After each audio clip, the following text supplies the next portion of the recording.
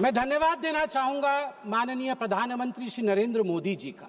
सही मायने में देखा जाए तो जब से भारत आजाद हुआ है, पहली बार वंदे मातरम का उत्सव सदन में बन रहा है। क्योंकि जब शताब्दी वर्ष हुआ था, आज सुबह भी माननीय प्रधानमंत्री जी ने बताया कि उस समय आपातकाल की स्थिति थी, भारतवर्ष, भारत माता जंजीरों में जकड़ी हुई थी और इमरजेंसी चल रहा था। और उसके बाद 2006 में यूपीए 1 ने एक बार प्रयास किया था, मगर वह गलत डेट में प्रयास किया था वंदे मातरम को उत्सव के रूप में मनाने का। तो सही मायने में देखा जाए तो आज का दिन पहली बार हिंदुस्तान, आजाद हिंदुस्तान के सदन के सभागृह में समगच्छध्वं संवदध्वं संभो मना, अर्थात सभी एक साथ, एक मन के साथ, एक आवाज में, एक साथ चलते हुए वंदे मातरम का उत्सव मना रहे हैं। वंदे मातरम महोदया जी एक गीत नहीं है, यह एक मंत्र है। कई बार दो शब्द होते हैं जो पर्यायवाची लगते हैं मगर पर्यायवाची नहीं होते हैं, उनका अर्थ अलग होता है। जैसे कि देश और राष्ट्र, देश और राष्ट्र में भिन्नता है, पार्थक्यता है। जो देश है वही राष्ट्र नहीं है। देश की सीमाएं होती हैं, देश में मंत्री होते हैं, देश में विभाग होता है, देश में नदियां होती है, देश में समुद्र होता है, देश का एक वित्त होता है, देश की अर्थनीति होती है, देश की रक्षा नीति होती है, मगर राष्ट्र, राष्ट्र आत्मा होता है। राष्ट्र की सीमाएं नहीं होती, राष्ट्र विचार में रहता है, राष्ट्र का स्पंदन होता है। उदाहरण के लिए यदि देश कहा जाए तो गंगा मात्र एक नदी है, एक नदी जिसका एक उद्गम स्थल है और जहां जाके वो समाहित सागर में हो जाती है, गंगा सागर में। उसमें कितना पानी है, उसमें बायोडाइवर्सिटी क्या है, यह सब चर्चा की जा सकती है देश के अंतर्गत। मगर जैसे ही हम कहते हैं भारतवर्ष एक राष्ट्र है, तत्क्षणात उसी समय गंगा नदी नहीं रहती, गंगा मां का रूप धारण कर लेती है, वो गंगा मैया हो जाती है। यदि देश कहा जाए तो हिमालय केवल एक पर्वत श्रृंखला होती है, मगर अगर राष्ट्र कहा जाए तो भारतवर्ष में हिमालय वह आलय है जहां से दुर्गा आविर्भाव लेती है, जहां कैलाश में शिव शंकर शंभो विराजमान है। यह एक विचार है। ठीक उसी प्रकार जिस प्रकार देश और राष्ट्र में पार्थक्यता है, गीत और मंत्र में पार्थक्यता है। गीत शरीर को स्पर्श करती है, गीत कर्णप्रिय हो सकती है, गीत की एक कालावधि होती है, किंतु मंत्र अक्षय होता है, मंत्र अनंत होता है, मंत्र आत्मा को स्पर्श करती है, जैसे वंदे मातरम आत्मा को स्पर्श करती है। और अभी बांसुरी जी ने भी बताया और सभी ने बताया, 7 नवंबर 1875 को जब वंदे मातरम लिखा गया, वह तिथि थी अक्षय नवमी की, जिसको आंवला नवमी भी कहते हैं। और ये कार्तिक पूर्णिमा से कुछ दिन पहले यह जो विशेष दिन है, यह वंदे मातरम को अक्षय बनाता है। मैं आनंद मठ जिस पुस्तक में, जिस उपन्यास में वंदे मातरम निहित है, उसे पढ़ा हूं। मैं उसका वह एक पन्ना पढ़ना चाहता हूं, मूल स्वरूप में जहां वंदे मातरम लिखा गया है। मैं बंगाली में ही पढ़ूंगा इसे, मूल स्वरूप में। महेंद्र बोलील, ए तो देश, ए तो मा नई। भवानंद बोलील, आमरा अन्य मा मानी ना। जननी जन्मभूमिश्च स्वर्गादपि गरीयसे। आमरा बोली जन्मभूमि जननी, आमादेर मा नई, बाप नई, भाई नई, बंधु नई, स्त्री नई, पुत्र नई, घर नई, बाड़ी नई, आमादेर आछे केवल सेई सुजलां सुफलां मलयज शीतलां शस्य श्यामला। तखन बुझिया महेंद्र बोलील, तबे आबार गाओ, आबार गाओ। महेंद्र ने समझ लिया और उन्हें कहा, अच्छा भवानंद, फिर से एक बार गा के मुझे सुनाओ।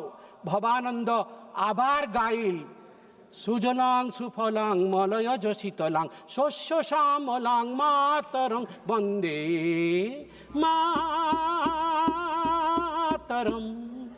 This is the way it was sung for the first time in Desh Rag in Anand Math.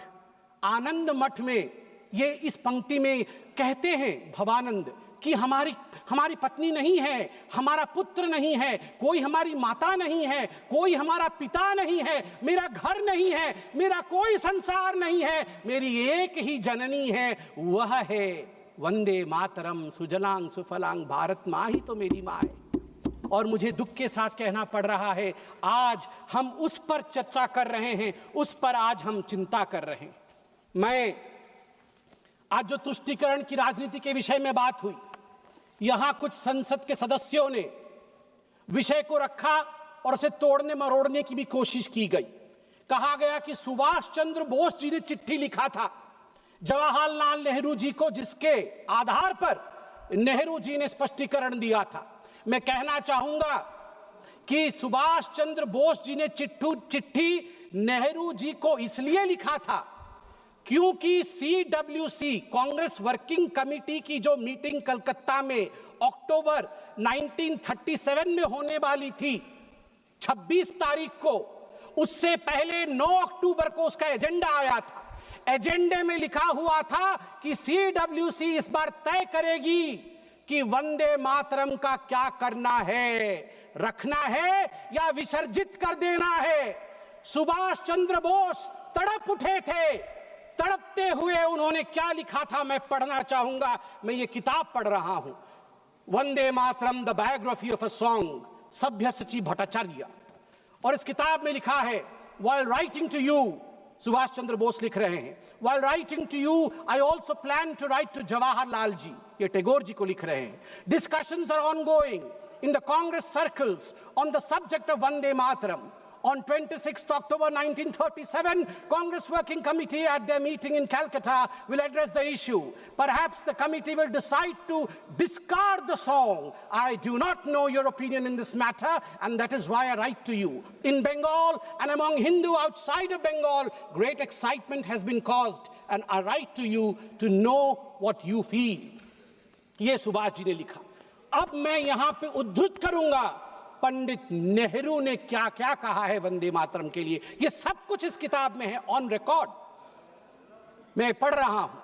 Nehru had only recently read the novel Anand Math only 6 days before the working committee meeting. केवल 6 दिन पहले उन्होंने आनंद मठ आनंद फानन में पढ़ लिया.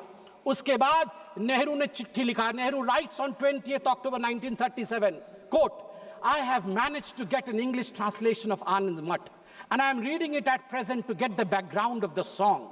It does seem that this background is likely to irritate the Muslims. I do not understand it without the help of a dictionary. आप चिंता करिए, नेहरू देश के प्रथम प्रधानमंत्री आनंद मठ जैसे महान किताब को, बंकिम ऋषि बंकिम के उस महान ग्रंथ को आनंद फानन में 6 दिन पहले पढ़ रहे थे CWC, ताकि वंदे मातरम को विसर्जित करना है या रखना है इसका निर्णय वो ले सके. आप सोच के देखिए ये किस प्रकार की धृष्टता थी भारतवर्ष के साथ.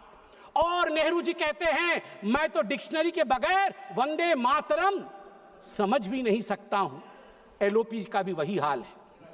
LOP का भी वही हाल है. तभी आज वो अदालत है, बिना डिक्शनरी के ये वंदे मातरम क्या है समझ भी नहीं सकते हैं. धन्यवाद है, धन्यवाद है माननीय प्रधानमंत्री जी का आज मौका दिया है. कुछ लोग घर में डिक्शनरी पढ़ पढ़ के आके भाषण तो किया है उन्होंने, वरना अभी तक वंदे मातरम का अर्थ भी नहीं समझ में आता. आगे नेहरू जी क्या कहते हैं मैं आपको पढ़ के सुनाऊंगा. नेहरू जी के सब कुछ कहने के बाद कांग्रेस वर्किंग कमेटी की मीटिंग होती है. रिजोल्यूशन मेरे हाथ में है इस किताब में.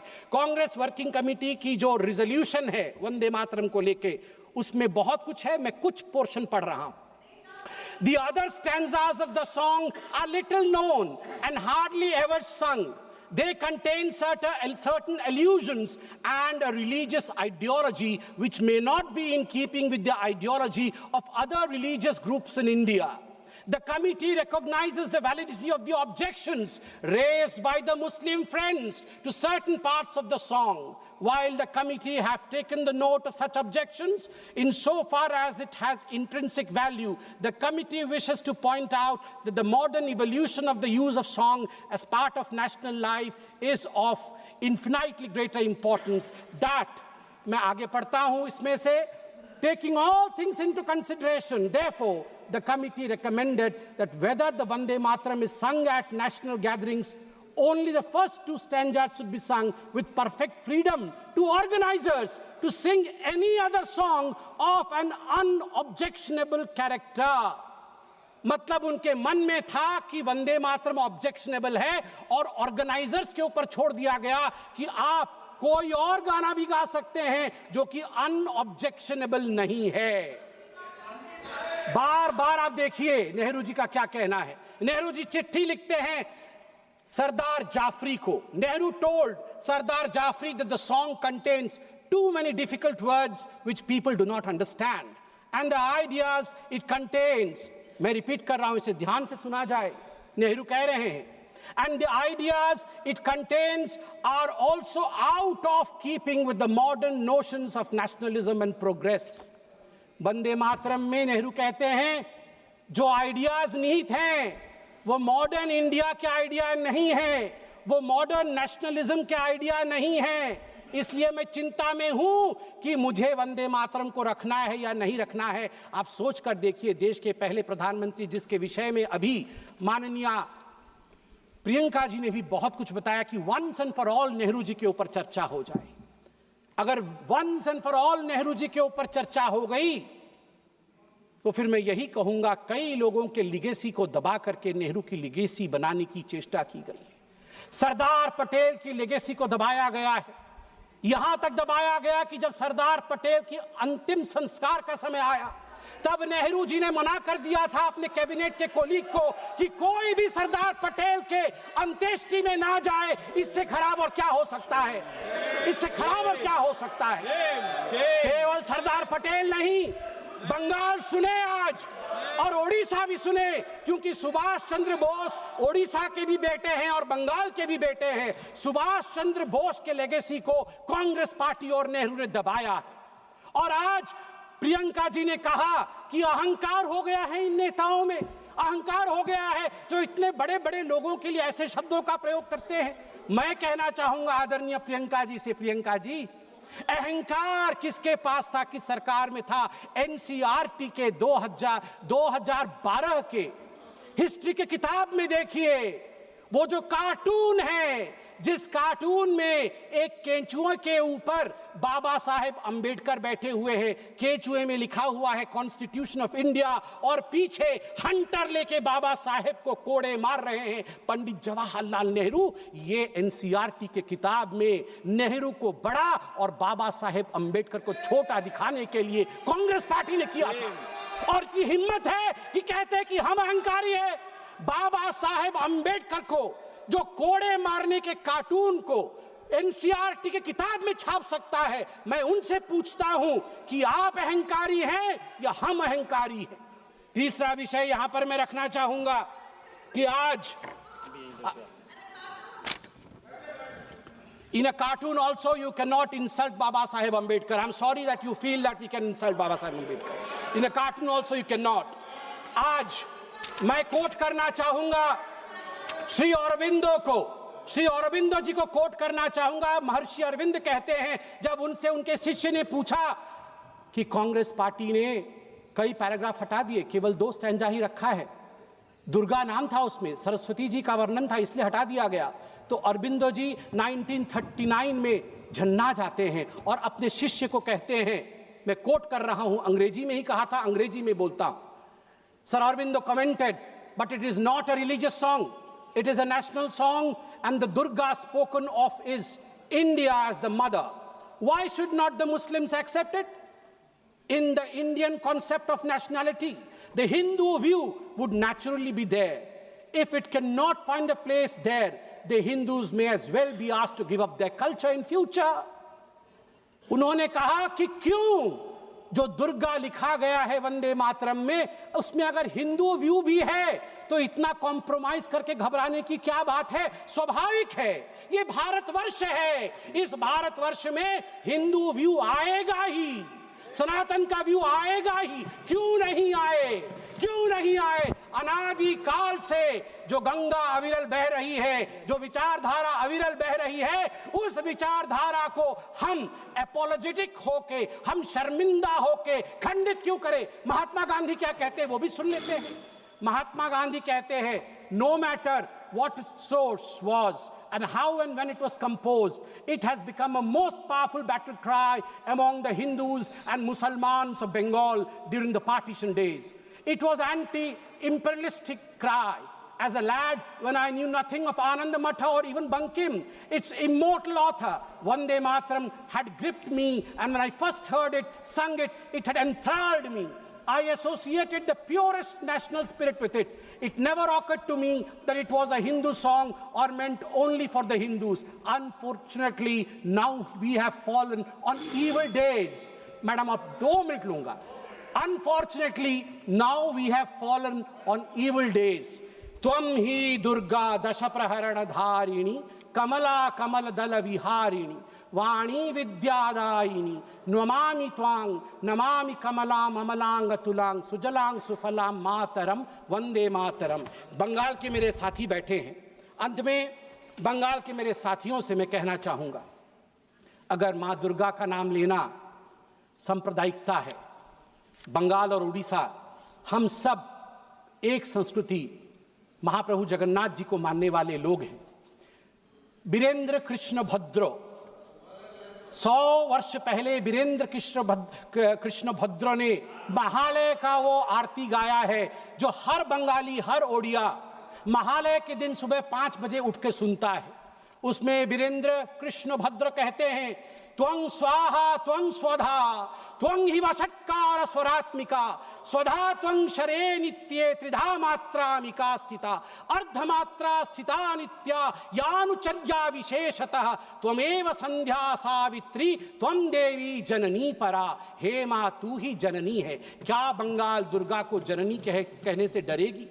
क्या बंगाल की टीएमसी, क्या ममता बनर्जी जिन्ना के आगे झुकेगी? मैं पूछता हूं, दुर्गा के आगे झुकना है या जिन्ना के आगे झुकना है, यह निर्णय टीएमसी करे। बहुत बहुत धन्यवाद। वंदे मातरम।